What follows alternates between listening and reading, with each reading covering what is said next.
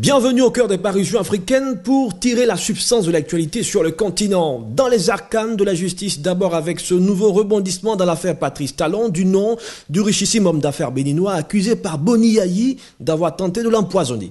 La décision d'extradition de Talon par la justice française est attendue mercredi. Pendant ce temps, de nouveaux faits défraient la chronique au Bénin.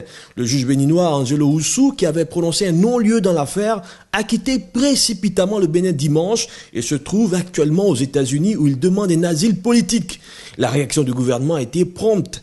Lundi, le ministre béninois de la Justice, Valentin Djenantin, est monté au créneau. Le juge Angelo Oussou n'est pas un exilé politique, rapporte ce mardi la Nouvelle Tribune. Curieuse coïncidence, s'étonne le garde des Sceaux. À 4 jours de la deuxième audience à Paris, le juge avait rendu sa décision de non-lieu. C'est encore à 4 jours du verdict de Paris que le juge choisit de quitter le Bénin. Et la Nouvelle Tribune de s'interroger sur l'indépendance du magistrat Oussou, juge inconstant ou corrompu. Pour le ministre Djenantin, Angelo Oussou a juste tenté une action d'éclat pour influencer la décision de Paris attendue mercredi.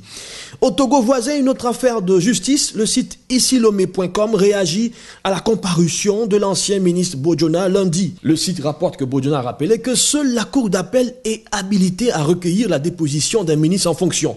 Or, Bodjona était ministre de la République à l'époque où il a été accusé d'avoir servi de caution pour duper l'homme d'affaires Abbas El Youssef sur la somme d'environ 26 milliards de francs CFA. L'audience a été reportée s'inédit après une suspension de plus d'une heure. La justice togolaise est-elle devenue une machine en folie? Grosse interrogation de notre confrère. Direction l'Afrique du Sud dans une autre affaire de corruption où est cité le premier citoyen sud-africain Jacob Zuma. Zuma in the deep hand, titre de Mail and Guardian. Fin de mandat très tumultueuse pour Jacob Zuma. La résidence secondaire du président sud-africain fait polémique. C'est un rapport de la médiatrice de la République qui a mis le feu au pétard de la critique. Près de 15 millions d'euros de fonds publics utilisés pour la construction d'une piscine, d'un centre de conférence et de plusieurs dépendances. Une pétition exigeant le départ de Zuma a même recueilli 12 000 signatures en 3 jours sur le net. Une fin de mandat qui n'est pas de tout repos pour Zuma. Terminons cette revue par ce fait divers à la une du quotidien gabonais L'Union. Un jeune homme de 24 ans vient d'être condamné à la réclusion criminelle à perpétuité pour avoir poignardé à mort il y a 3 ans au cours d'une bagarre un autre jeune homme comme lui.